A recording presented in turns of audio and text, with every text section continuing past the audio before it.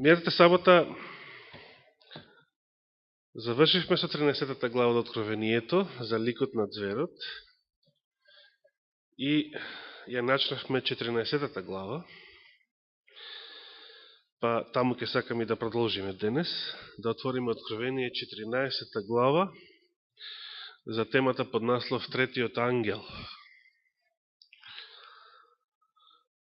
Значи, веднаш по визијата за зверовите и за ликот на зверот посебно, за големото проголство што тој ќе го спроведе, врз сите оние кои што нема да го примат неговиот жик или белек, неговото име или бројот на неговото име. 14 глава, првиот стих, Јован вели: потоа видов, ете и јагнето стои на гората Сион, и со него 144.000, што го имаа на челата своји напишани името на неговиот Отец. Сосема спротивно од што беше ова? Од името на зверот,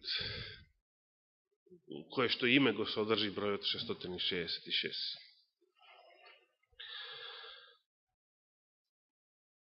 Кои се овие 144.000? Заради овие 144.000 постои адвентизмот, иако денес повеќето адвентисти не се свесни за тоа. Тие си се зачауриле како деноминација или деноминации сега повеќе и мислат дека самите на себе си се доволни и дека не постојат за некоја повисока цел. Но 144.000 се причината зашто постои адвентизмот. Затоа што, кои се овие 144.000? Каде прв пат се споменуваат 144.000? Значи, тука беше Откровение 14 глава, а, како што рече Васко, 7 глава, Јован прв пат ги споменува, затоа што таму прв пат ги гледа во визија. Да отвориме во 7 глава за момент.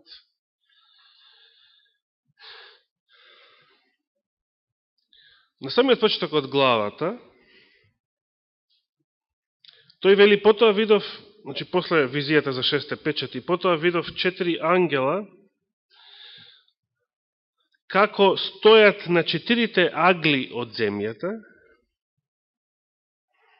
иако земјата нема агли, но 4 страни на светот. Држејќи ги 4 земни ветрови, за да не дува ветер ни на земјата, ни по морето, ниту на некое дрво. И видов друг ангел, како се подигаше од исток, кој имаше печат на живиот Бог. Од каде се подигаше овој ангел? Од исток.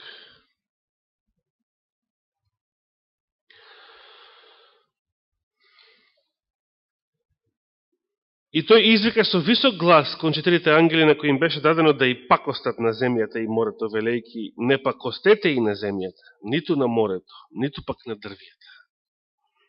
Додека што? Додека не им ставиме печат врз челата на слугите на нашиот Бог.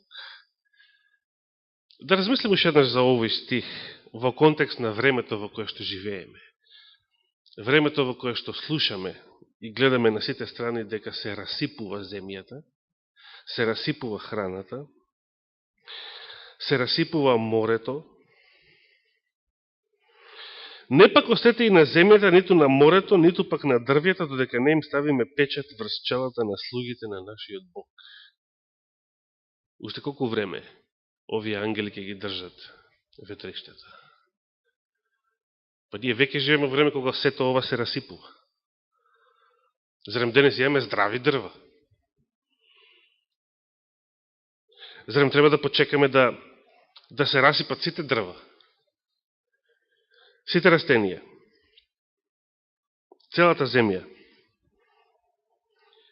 Денес живееме во времето кога Божите слуги се запечатуваат. Тоа не е некое идно време. Тоа е времето во кое што живееме. Очистувањето на светилиштето. Сето дело, значи, од 1844 година, според духот на пророштво, представува делото на запечатување.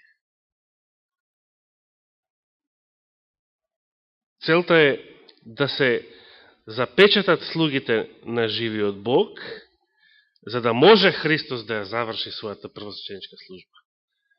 За да може да постои, да постои Божи народ на земјата, да нема посредник повеќе, додека тој не се појави на небесните облаци. Дали ја разбирате целта? Зошто постои ова посебно дело на очистување, ова посебно дело на запечатување? За да може Христос да дојде. Без тоа не може да дојде. Не може да престане да биде посредник, а се уште да има луѓе кои што ќе грешат и на кои се уште ќе им треба милост.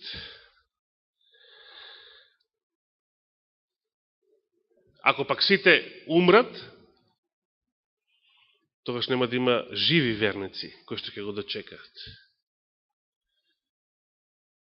Значи мора да постојат живи верници кои што ќе бидат запечатени не со својата смрт, туку ќе бидат запечатени и ќе останат живи до Христовото доаѓање, без посредник. Тоа е целта, суштината на 144.000.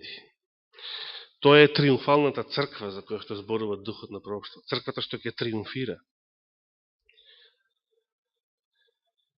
Кои се овие 144.000? И го чув бројот на одбележаните со печат, 4 стих од 7 глава. 144.000 беа одбележани од сите колена на синовите Израелови. Значи, адвентизмот е тесно поврзан со обновата на Израел, на Господовиот Израел, се мисли, како Божи народ. Затоа што 10 племиња се раштркани помеѓу незнабожците. Може некој од нас да каже дека е или не е припадник на некое од израелските племиња? Не можеме да кажеме. Но Господ знае.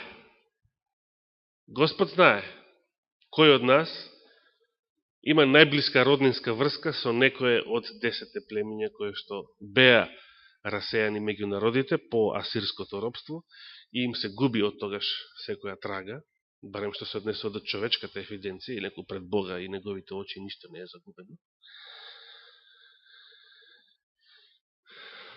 Од друга страна знаеме дека сите што денес се евреи, не се евреи по потекло.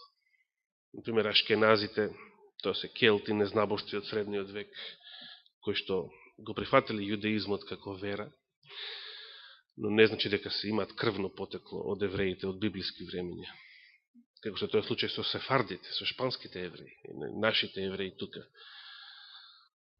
Тие имаат вистинско крвно потекло по традиција од евреите во Христово време.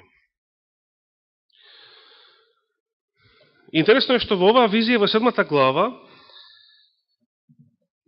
се набројуваат кој колена, од кој колена потекнуваат по 12.000 запечатени. Ајде ги прочитаме уште еднаш. Прво започнува со најважното јудиното колено. Христовото племе. Со печат одбележени 12.000. Потоа Рувим. Потоа Гад. Потоа Асир. Нефталим. Манасија. Знаете кој е Манасија? Синот на Јосиф, да. Точно. Кој беше другиот син на Јосиф? Ефрем. Го има Ефрем тука? Зошто го нема? Се сеќавате што рече Господ преку Осија? Оставете го Ефрем. Него му омилеа идолите. Страшна судбина за цело едно племе од северниот Израел, кое што отпаднало за секогаш. Замислете, од тоа племе Нема да има потомок, нема да има ниту еден запечатен, нема да има ниту еден член во последната црква, во триумфалната црква, во обновениот Израел пред второто Христово доаѓање.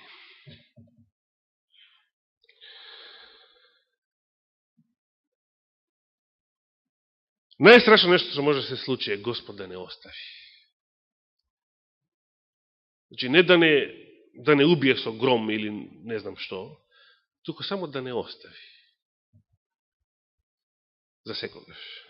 Како да не прогласи за непоправливи. За секогаш сме отврлиле неговата милост, неговиот дух. Тоа е најстрашното нешто што може да се случи и тоа е нешто што човек и не може да го забележи кога ќе се случи и дали ќе се случи. Не може да го забележи. Затоа нема играње со гревот. Кој е друго? Еве да ги дочитаме останатите. Симеон, Леви, Исахар, Завулон. Се споменува Јосиф како посебно колено, што е многу интересно, иако Манасија е негов син. А рековме Ефрем како посебно колено не се споменува.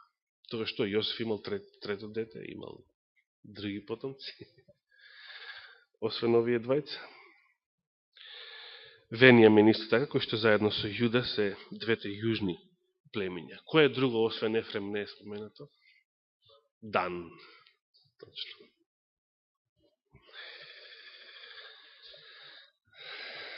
Дан. Исто така отпаднато племе. Племе кое што длабоко загазило во идолопоклонство, непослушност и целосно отпаднало. Иако еден од најпознатите суди, Самсон, потекнува од Дановото племе. Дан значи суд, на некој начин и неговата судбина представува една предслика за сето оно што ги чека непокајаните грешници во самата црква, значи сите отпаднати верници. Сите кои што се играат со гревот, а тоа може да биде било кој.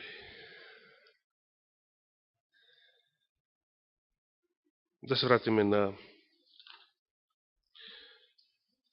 14 глава. Значи, тоа се тие 144.000.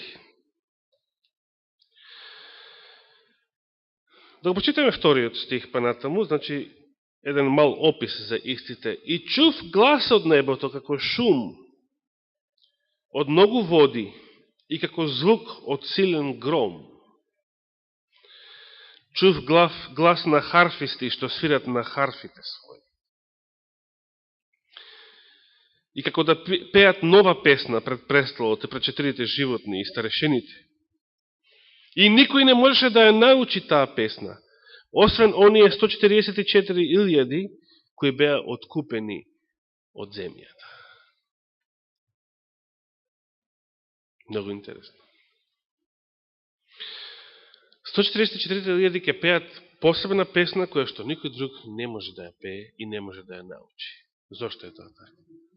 Тоа е песната на нивното искуство. Само тие ќе поминат живи низ 7 последни зла, низ најголемите неволи што ќе ја погодат оваа планета. Тогаш ќе се исполнат зборовите на псалмистот. Илјадници, 10.000 ќе паѓаат покрај тебе, но до тебе, до запечатениот, не можат да се допрат, не можат ништо да му наштетат. Цели нации, цели градови ќе бидат уништени од овие големи цунамиња кои што веќе почнаа во наше време, на почетокот од овој век. Елена Вајд вели, цели поморски градови одамна оддадени на неморал и беззаконие ќе бидат збришани. Од што? Веројатно од морските бранови. Значи од друго. И повторно ќе речам, и незнабожците го знаат ова, затоа и прават филмови на вакви теми ден денес.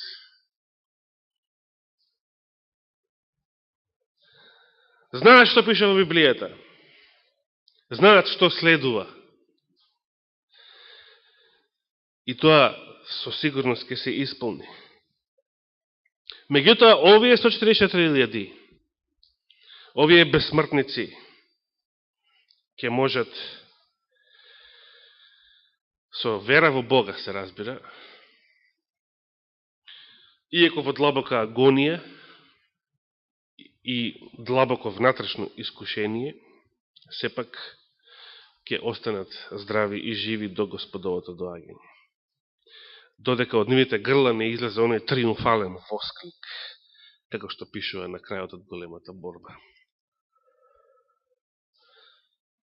И сега 4 и 5 стих дава еден опис за истите. Тие се оние кои што не се осквернија со жена. Се мисли на блуд или прељуба. Бејќи само така може некој да се оскверни со жена. Со брак, со блуд или прељуба. Во преносен смисол и со лажни науки и така натаму. Бидејќи се девствени, значи тие не загубија својата невиност. Тие се оние што го следеја јагнето каде и да оди. Тие се откупени меѓу луѓето, првенци на Бога и на јагнето. И во устата нивна измама не се најде. Интересно. Тие се непорочни пред престолот Божи. Зошто? Бидејќи се вакви по природа? Се разбира не, току затоа што беа облечени целосно во Христовата праведност. Беа крстени со Светиот Дух и станаа нови мажи, нови луѓе, станаа нови созданија и никогаш потоа не го загубија тоа. Не се извалкаа одново во греф, не отидоа во отпад и беззаконие и така натаму. Тоа се оние за кои што прорекувале и старозаветните пророци, како Захарија, Михеј, Софонија, дека остатокот на Израел е тој што нема да прави зло.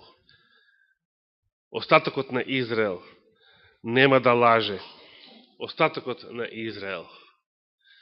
Од Исаија па до последниот мал пророк, до Захарија, темата за остатокот се споменува на повеќе места во Стариот Завет кај пророците. Секогаш е остатокот, фокусот на вниманието за последното време.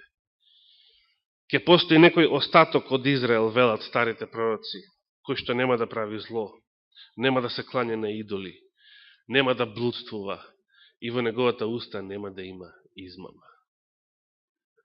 Новиот Завет, Откровението, ни кажува кои се тие и ни кажува точен број. И сега, после целата оваа визија за нив, доаѓаме до тројцата ангели, централната тема во Откровение 14 глава.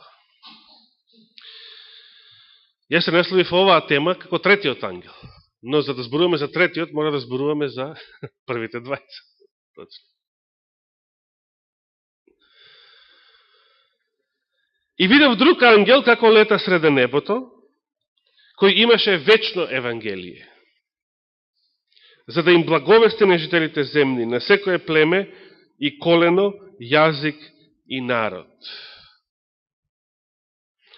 Тој зборуваше со висок глас. Што зборуваше?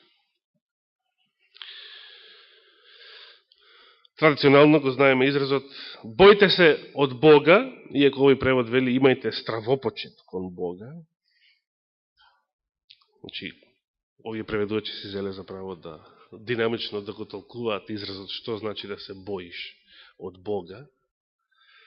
Како вели Константинов? Да, тоа е грешка. Тоа е србизам. Бој се од Бога, да. И подајте му слава. Зошто? Зошто? Зашто настапи часот на неговиот суд. И поклонете му се на оној кој ги создал небото и земјата, морето и водните извори. Би можела посебна проповед да се одржи само за првиот ангел.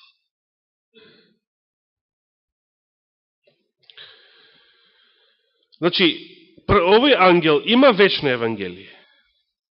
Значи, тој го има вистинското евангелие. Тој го има Христовото евангелие. Меѓутоа, овој ангел не се однесува и не е, например, апостолската црква или било кои христијани, мисионери, проповедници од, да речеме, средниот век. Дури и најверните и најправедните меѓу нив, затоа што овој ангел пророкува во едно специфично време. Кој е тоа време? Кога настапил часот на Господовиот суд. Во кое граматичко време е кажено ова? Зашто настапи часот. Веќе настапил часот. Кога првиот ангел проповеда, веќе настапил часот на Господовиот суд. На што се однесува ова? Ако прашаме било кој христијанин, значи и најверниот христијанин, кога ќе биде Господовиот суд, сите ќе речат при второто Христово доаѓање. Беги така и пишува, нели? Апостол Павле нам вели, при своето доаѓање Господ ќе им суди и на живите и на мртвите, и така натаму, и така натаму. Тоа е точно. При Господовото доаѓање ќе има суд. Меѓутоа, Господовото доаѓање не е темпирано со време. Не можеме да речеме дека постои час за кога е планирано Господовото доаѓање. Но овој ангел вели настапи часот, и тоа веќе настапил на Господовиот суд, значи постои некој суд пред второто Христово доаѓање.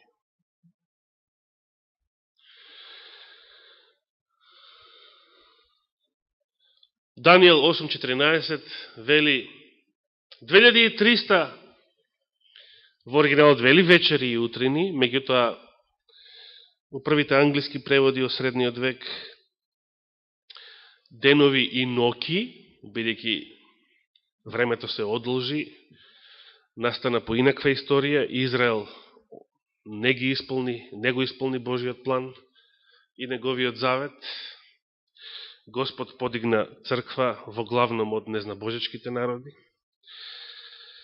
И по тие 2300 години, што ќе се случи? Светилиштето ќе се очисти. Значи, постои време кое што го најави пророкот Данијел, а првиот ангел го проповеда како настапи часот на неговиот суд. Во 1844 година не постоеше друго движење, било каде во христијанскиот свет, освен адвентното движење, Милеровото движење, кое што го проповедаше часот на неговиот суд. Навистина, како и другите христијани, мислеа дека тој час се поклопува со второто Христово доаѓање. Но тоа не беше нивната клучна грешка, кобна грешка. Бидејќи сите ние можеме во некое време, во некои моменти да имаме погрешни сваќања. Но ако сме искрени, верни, понизни, Господ ќе ни открие нова светлина и ќе коригира нешто што порано сме верувале погрешно. Но кобната грешка на адвентистите од Милеровото движење беше што го отфрлија духот на пророштвото. Единствениот што можеше да ги коригира. Единствениот што можеше да ги спаси од разочарување. Единствениот што можеше да ги спаси од тоа да не се распаднат, што за жал се случи, да се само распуштат и да прогласат дека нивното движење било погрешно и дека нивната проповед било погрешна и нивното толкување на временските пророштва.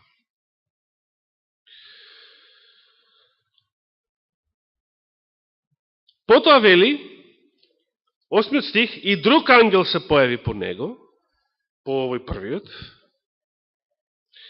велејки падна Вавилон, големиот град, Зашто сите народи ги напои со жестокото вино на своето блудство. Много интересно. За овој ангел посебно станува збор во целата 17 глава. Зато нема да се задржиме многу на него. Меѓутоа, да забележиме дека во последните зборови од првиот ангел, по објавата дека настапил часот на неговиот суд, дека веќе живееме во времето на судот, на крајот што вели?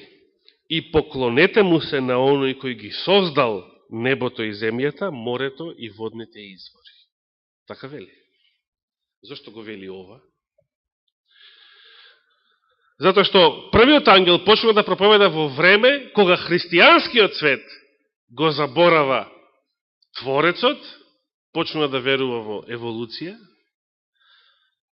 И ден денес имаме таа катастрофа, не само Ватикан, Римокатоличка црква, не само голем дел од протестантскиот свет исто така, туку во самијата адвентистичка црква многу теолози, коледжи и така натаму веруваат во еволуција. Веруваат дека земјата е стара 4,5 милиарди години. Затоа на годинешна геноконференција мора да се променат некои зборчиња во основните верувања на адвентистите на седмиот ден, за да се дефинира појасно што веруваат адвентистите во однос на создавањето на 6 дена или на глобалниот потоп. Исто така, тие што веруваат во еволуција, значи денес има и адвентисти такви, многу, тие не веруваат дека потопот бил универзален за целата планета. Туку бил некој локален во Месопотамија, како што велат мнозина. Значи, не е случајно што ангелот ги повикува жителите на земјата, во специјален смисол тоа се однесуваше на Америка, а во општ смисол на сите, да му се поклонат, затоа што настапил судот, часот на неговиот суд, да му се поклонат на оној кој ги создал небото и земјата, морето и водните извори. И тоа е тесно поврзано со четвртата заповед, со обновата на саботниот ден. Долго време, долги векови заборавен, или ако не заборавен, занемарен во секој случај во христијанскиот свет.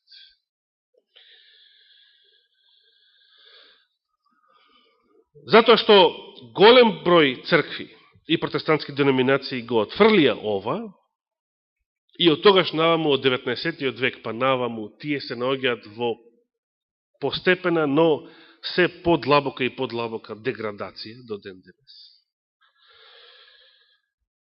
За жал, тој отпад го зафати и адвентизмот, но тоа е проречено и тоа не треба да не разочарува. И после вториот ангел, кој што го осудува Вавилон, големиот град, кој ги напил сите народи со жестокото вино на своето блудство, дури на крајот вели 9 стих и трет ангел по него најде, зборувајќи со висок глас. Кој ќе му се поклони на зверот и на неговиот лик, она значи што беше предмет на претходната глава, и прими жик на челото свое или на раката своја, тој ќе пие од виното на јароста Божија, вино неразводнето, излеано во чашата на неговиот гнев, и ќе биде мачен со оган и сулфур пред сетите ангели и пред јагнето. Димот од мачењето нивно ќе се издига во сите векови. Нема да имаат мирни дења ни ноќе, оние што ќе му се поклонат на зверот и на неговиот лик, и што ќе го примат жигот на неговото име. Тоа е третиот ангел. Страшни зборови, а? Видите како вториот и третиот ангел не зборуваат Евангелие. Вториот ангел осудува, затоа што првиот го најавил судот дека веќе започнал. Оние што го отфрлиле првиот ангел се осудени. Сите што го отфрлат првиот ангел се осудени. Тоа е страшно. Осудени од кого? осудени од вториот ангел. Сите протестантски цркви се осудени, бидејќи го отфрлиле првиот ангел.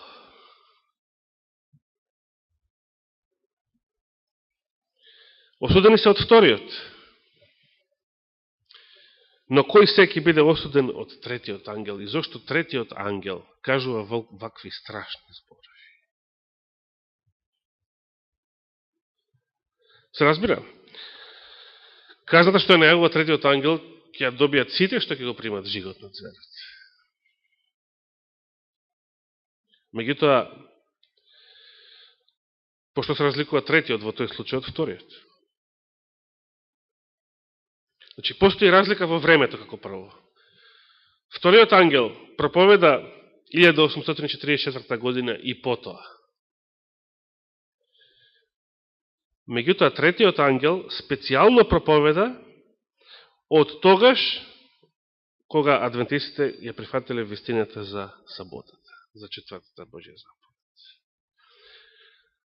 Но не само како обврска за празнување на саботата, не како некоја старозаветна, тука како нешто ново, како нова вистина. Саботата како Божиот печат. Кога адвентистите ја прифатиле саботата, ја прифатиле како Божи печат, а не како нешто старо. Божиот печат е тема само за последното време. Како и 144.000, како и жигот на ѕверот. Жигот на ձверот се уште никој го нема примено, бидејќи се уште не дошло тоа време. Меѓутоа, третиот ангел ќе проповеда во тоа време. Третиот ангел е оној кој што го најавува, го предупредува, да речеме, светот од она што ќе се случи, од страшното проклетство да се прими жигот на ձверот, но посебна сила, со посебна сила ќе проповеда тогаш кога ќе биде наметнуван жигот на ձверот, значи во тоа време.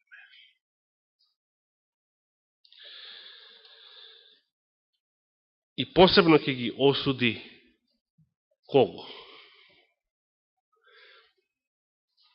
Еве да ви помогнем да ми ја разберете мислата. Вториот ангел го осудува Вавилон. Кој е Вавилон според Откровението? Вавилон е Рим, градот на седумте гори. Меѓутоа, кога вториот ангел проповеда, дали е тоа нешто ново да се осуди Рим заради неговиот отпад? Тоа не е ништо ново. Специјално вториот ангел го осудува протестантскиот свет. Затоа што протестантизмот отпаднал и ја отфрлил веста на првиот ангел. Тоа што Рим е падна, тоа не е ништо ново, тоа било со векови пред тоа. Така вели Елена Вајд во големата борба. Во посебен смисол, пораката на вториот ангел се однесува за протестантските цркви. Сега, и третиот ангел зборува за сите, општо, бидејќи множина ќе го примат жигот на ձверот, но специјално кого осудува третиот ангел? Дали постои специјална класа која што третиот ангел ја осудува, како што постои специјална класа што вториот ангел ја осудуваше, протестантизмот? Постои. Тоа се така наречените номинални адвентисти. Адвентистите кои што ќе отпаднат во последното време, начело со нивната деноминација. Адвентистите кои што ќе плукаат и ќе погазат по она што некогаш самите го зборувале и самите го проповедале. Во рани списи, вели Елена Вајд, адвентистите кои што ќе остават и саботата. Во која време ќе ја остават? Сега живееме во време кога саботата е омаловажена, како што прорече Елена Вајд. Меѓутоа, се уште не гледаме да постојат адвентисти кои што отворено ја напуштаат саботата, или веќе живееме во тоа време и почнуваат да воведуваат богослуженија во недела, без да има богослуженија во сабота.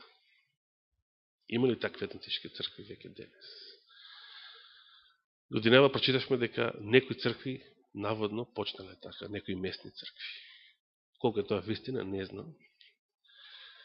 Но, едно е сигурно, дека во времето на неделниот закон, мнозина тоа ќе го направат. Тоа ќе биде за нив добра прилика да се откажат од саботата.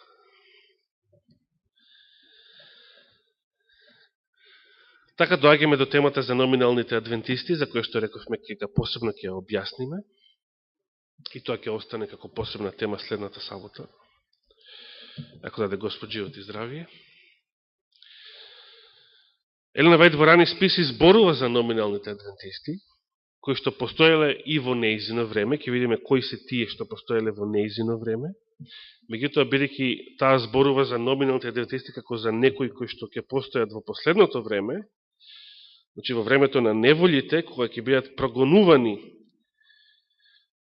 остатокот, запечатените верници, тогаш номиналните адвентисти се некои кои што постојат и ќе постојат и во 21. век. Значи, не се само некои што постоеле тогаш во 19. век, току некои што постојат и ќе постојат и во 21. век како гонители на Христовата црква. Значи, адвентистичка деноминација што ќе гони Христовата црква. Ќе се откаже од саботата и ќе се откаже од вистината воопшто. Тоа е специјалната класа која што ја осудува третиот ангел. На крајот, само би сакал да завршам со еден цитат од Елена Вајд, кој што одговора на прашањето кој е третиот ангел. Ако ме прашам вас, кој е третиот ангел? Што ќе кажете? Тоа се адвентистите. Најчесто слушан одговор во адвентистичка црква е дека третиот ангел се адвентистите. Така? Таков одговор адвентистите даваат и на прашањето кој е Илија. Од последното време адвентистите се Илија. Илија е еден, адвентистите се многу. Значи, адвентистите себе си го припишале идентитетот и на третиот ангел и на последниот Илија. За последниот Илија ќе прочитам нешто следната сабота од Духот на пророштвото. А сега да ви прочитам нешто за третиот ангел. Ќе отворам во рани списи во македонскиот превод 96-та страница. Верувам дека ја имате оваа книга.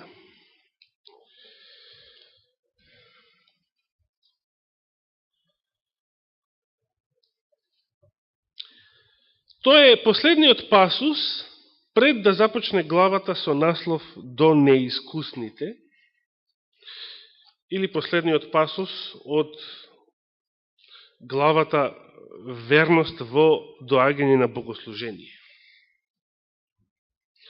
За оние кои што имаат различни изданија од рани списи, и може би бројот на страниците нема да се совпаѓа со нивниот. Значи, еве што вели Елена Вајд. Прво да прочитам еден во контекст, да го прочитам предходниот пасус, значи предпоследниот пасус. Видов дека против Божјото дело е насочена силната рака на непријателот.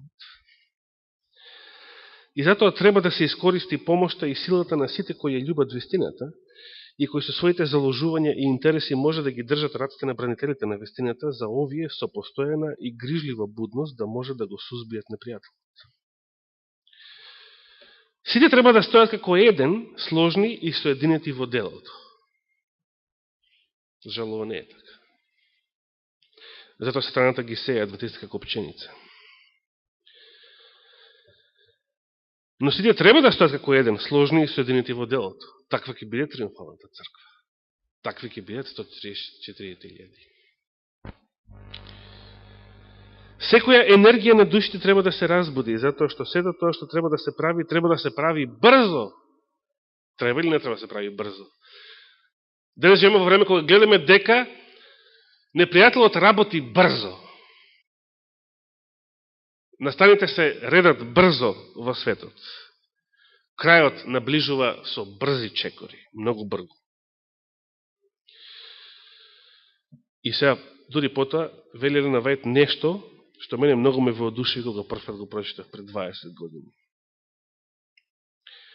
Тогаш го видов третиот ангел. Видите, Елена Вајд зборува за третиот ангел како за вистински ангел. Какви адвентисти, какви бакраци. Тогаш го видов третиот ангел. Мојот ангел придружник рече, страшно е неговото дело. Ужасна е неговата мисија. Тој е ангел кој што ќе ја одвои пченицата од каколот и ќе ја запечати или ќе ја врзе за небесната житница. Тоа треба да ги обземе сите мисли, целото внимание. Значи, според зборовите на нејзиниот ангел, делото на третиот ангел е нешто што треба да ги обземе сите мисли, целото внимание. Пораката на третиот ангел. Тоа е времето во кое што ние денес живееме. Денес множина зборуваат за жигот на зверот. Станува актуелно. Законот на Обама, разни настани, вести, информации од светот на подземието, од оно што се подготвува за новиот светски поредок, ги прават овие библиски пророштва актуелни. Меѓутоа, за жал, сите немаат исто и точно толкување на овие работи. Да ни даде Господ желба и волја и нашите мисли да бидат обземени. Целото наше внимание да биде обземено со пораката на третиот ангел. Според Елен Вајд, третиот ангел е вистински ангел. Според тој и првиот и вториот се вистински ангели. Само што не ги гледаме. Но тие се испратени посебно, значи, во силата на Светиот Дух, да го разгорат делото и пораката што треба да се објави, а пораката ја објавуваат луѓе, се разбира. Тие луѓе се адвентисти, се разбира, но не номинални адвентисти. Значи, не деноминација. Тука адвентисти по вера веруваат цврсто и тврдо во близината на второто Христово доаѓање и веруваат во пораката на третиот ангел. Нека Господ ни го даде тој благослов и нека не подготви за овие ужасни времења кои што престојат. Нека му е фала и слава. Амин.